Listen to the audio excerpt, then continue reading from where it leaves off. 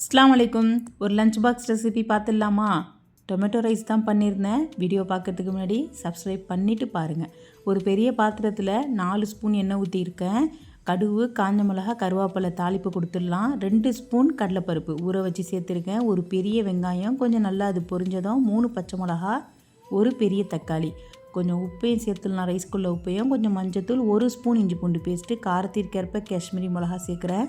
புதினா மல்லி சேர்த்துட்டு இது மூடி வச்சு இது நல்லா பொரியணும். இது பொரிஞ்ச பிறகு தான் நம்ம ரைஸ்குள்ளே தண்ணியை சேர்க்கணும். இப்போ இது நல்லா பொரிஞ்சிருச்சு. ரைஸ்குள்ளே தண்ணி அதில் சேர்த்துட்டு உப்பும் செக் பண்ணிடலாம். தண்ணி கொதிச்சிருச்சு. இப்போ நம்ம அரிசியை சேர்த்துடலாம். அரிசியை சேர்த்துட்டு ஹை ஃப்ளேமில் வைங்க. இதில் கொஞ்சம் மல்லாட்டை சேர்த்துங்க, சூப்பராக இருக்கும். மல்லாட்டை சேர்த்திங்கன்னா மல்லாட்டையே எண்ணெயில் அந்த கடலைப்பருப்பு போடக்குள்ளவோ மல்லாட்டையும் சேர்த்தே போட்டு கொஞ்சம் பொரிச்சிடுங்க.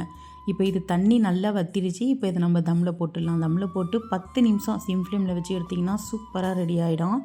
இதுக்கு நீங்கள் ப்ரான் ஃப்ரை பண்ணலாம், பொட்டேட்டோ ஃப்ரை சூப்பராக இருக்கும், சிக்கன் ஃப்ரை சூப்பராக இருக்கும். பசங்க டிஃபன் பாக்ஸை காலி பண்ணிட்டு தான் வருவாங்க. ரொம்ப காரமாகவும் இருக்காது சாப்பாடு, சூப்பராக இருக்கும் சாப்பிட்றதுக்கு. நான் இதுக்கு கார்லிக் ப்ரான் தான் பண்ணியிருந்தேன். இதோட வீடியோ என்னோடய சேனலில் இருக்குது, மறக்காமல் போய் பாருங்கள். இந்த வீடியோ பிடிச்சிருந்தா லைக் பண்ணுங்கள், ஷேர் பண்ணுங்கள், மறக்காமல் சப்ஸ்கிரைப் பண்ணுங்கள். அஸ்ஸலாமு அலைக்கும்.